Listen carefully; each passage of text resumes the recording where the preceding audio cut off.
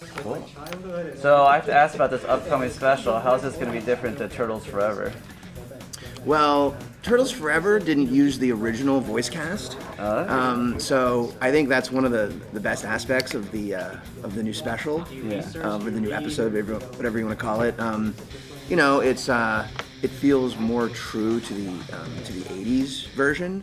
We've got Townsend Coleman, we've got Cam Clark, we've got Barry Gordon, and we've got the original Raphael, of course, Rob Paulson, who also plays Donatello on the core show.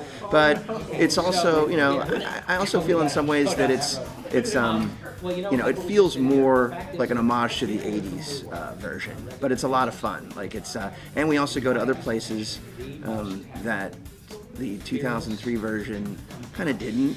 Like we've got we've got more of like the classic Krang, and classic Krang's teaming up with our version of Krang Subprime, so it's a lot of fun, and I also think it's funnier than Turtles Forever. But I'm biased.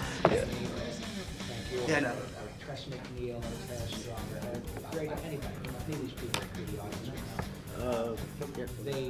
So, as writer and producer, how much of the old TMNT you take to the new one?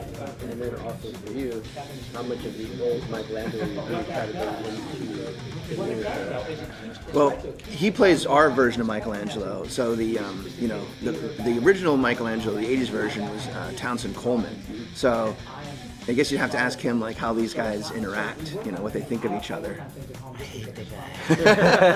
Nah, I grew up on the original Turtles, and for me it's really cool to be in the same room with them recording and hearing them. It definitely takes me back to my 8-year-old self, sitting in front of the TV every day watching the Turtles, and then I guess it's making me more of a youthful person and bringing me back that way. But it's fun. Those guys are so talented, and they created something very unique, I think. It definitely affected me in a big way. So it's nice to bring it to the next generation in its new form. Yeah, it's fun because, like I grew up with those Turtles as well, so it's like, just getting to play in that space, like getting to like, how often does a writer get to like tap into something that they really loved as a child? How often do you get to like mine all that cool 80s stuff that you grew up on and you loved? Unless I have a time machine, there's no way I can. But now it's like, it's amazing. It's like I get to play in both sandboxes. I get to play in like the '80s sandbox, and I get to play in like this new, like this really fun new, cutting edge CG sandbox, and combine the two, because literally they flip back and forth. First they start, they get transported to the '80s world, then they come into the CG world. So we've got '80s 2D turtles turning into '80s CG turtles. And vice versa, we've got our CG turtles turning into a 2D, transported into a 2D universe, coming back and forth, and then they get transported into the Mirage universe, which is, the original comic book that everything sprung from. So, and we try to make it feel like it's a motion comic, like it's like you're actually going through panels and pages, and it's really fun, and some black and white like the original comic. So it's a really cool, episode. It's turtle-delic, man. Yeah, it's totally turtle-delic. Really good for people with ADD. Just like, cool. Watch this. You'll never get bored when you watch it. There's always something. It's always you'll never like zone out for a second, because we're always flipping into a different reality. Like I love the notion of like going into different turtle realities and turtle dimensions. Yeah, it's really fun. Okay. Is there? I know you mentioned that there's the '80s King. Is there any other villains from the '80s one gonna pop up? Or Rat King? Not in this one, but we are hinting that we're not done with the '80s Turtles yet. Like we're gonna see more. I don't want to spoil too much because that episode, but we are gonna do a 3-part 80s crossover episode that's going to be out like roughly in a year or so. So we wanted to follow this episode up, and that one will have even more villains, more guest stars. It'll be bigger and crazier even than this version. But this version kind of sets up the '80s relationship with our turtles, and it's just a lot of fun. Like I wish we could have crammed more villains into this one, but having Krang and Krang Subprime working together, because they're cousins in our universe. So the original Krang is cousins with our. Well, they could be kissing cousins. Who knows? Who knows what the Krang, what they're up to in Dimension X? But it's really fun. And some of the most fun I had writing was actually the two Michelangelos, having Sipes' Mikey with Townsend Coleman's Michelangelo, and they're the only ones that can kind of get along because they see themselves in each other. So that's a lot of fun. And you had fun recording with Townsend. Of course, he's a sweetheart. Yeah.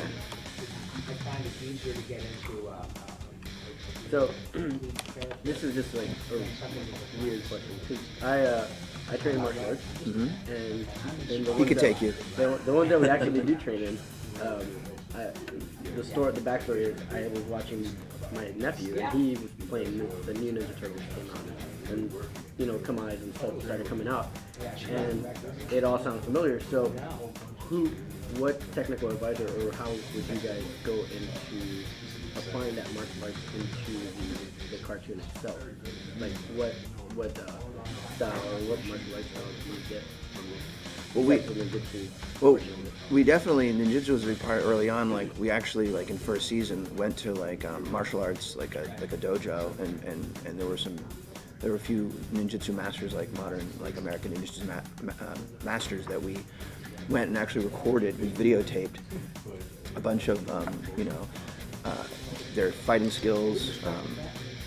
They were showing off how ninjas would really take down people, how they would try and remain invisible, all those things. So we incorporated those early on so that the show was legitimate, so it felt legit.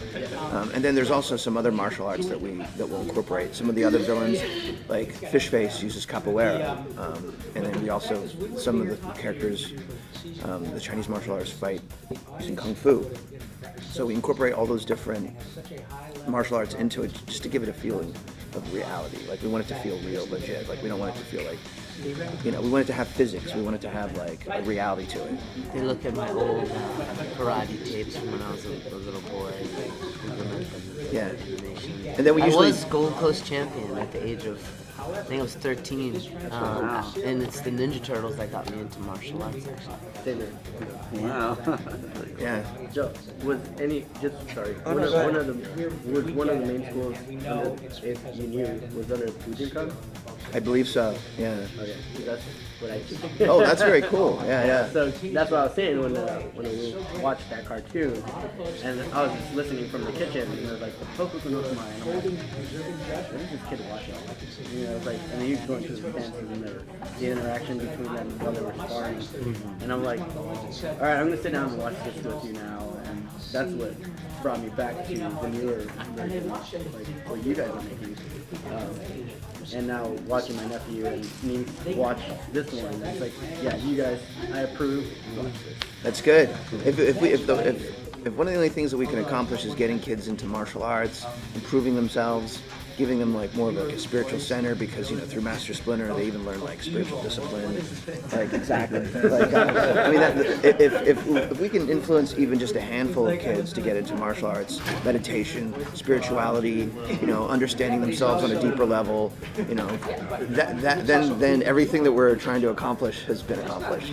That's the bottom line. We don't necessarily just see it as just entertainment. We want to take it to the next level and have. Sex could say the same thing. Exactly. It's edutainment. We're creating real ninjas. Look at us. Yeah. That's why So we're both of you train? Both of you train? We do. I usually, I kick Brandon's. He kicks my butt on a daily basis. He's one of my gurus. He's one of my masters. We're both each other's masters. Wait a minute, that didn't sound right. Okay, delete that last part.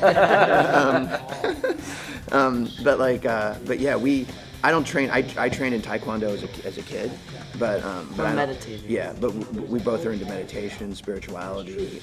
We both have a huge respect for martial arts, and we try and spread that out, hoping that the kids will get into that, and that's the big goal. Like I said, that's what we really want, is kids to get into that kind of thing.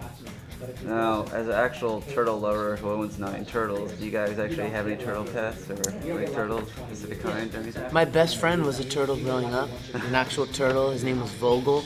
I rescued him in the Georgia mountains when I was a little boy, probably 7 years old, and he was with me for 5-6 years until my mom thought God, he needed some sun and put him in the baby pool outside, and he cooked. It was a really sad day. But yeah, I mean, I love turtles so much. Yeah, Vogel. Do you know what kind of turtle you got? He was a box turtle. Oh, perfect. Yeah, I've never had any turtles, but I have friends who, even Ciro, who's the other executive producer, he used to have a turtle, and then it just disappeared, like it was outside. And it was probably like a hawk or something, or who knows, like Yeah. some bird of prey swooped down and stole him away. I have a really Raccoons cool. take 'em too. My yoga studio actually that I go to is down here in downtown LA, and it's called Peace Yoga Gallery, and it's it's in the city, and an actual turtle walked into Peace Yoga Gallery Wow. from the street. That's On a the sign. street? From the street. Well, Yeah. when was that? A couple of years ago. Was it before Ninja Was it a- Turtles? It was probably right when we started. Oh, that's yeah. a sign, all right. Yeah. Yeah, yeah. Was he wearing a mask? And he had a little sign that said, "Please teach me." Yeah, isn't that cool though? In downtown LA, a turtle walks off the street. Was it a how was baby? it small or Yeah, big? it was Because like, they sell those usually on the streets down there. So. Wow. yeah. I think to eat. And and my yoga teacher's a big turtle fan. It's so funny. I gave her the Ninja Turtles backpack. She wears it all the time. It's really cool. Yeah.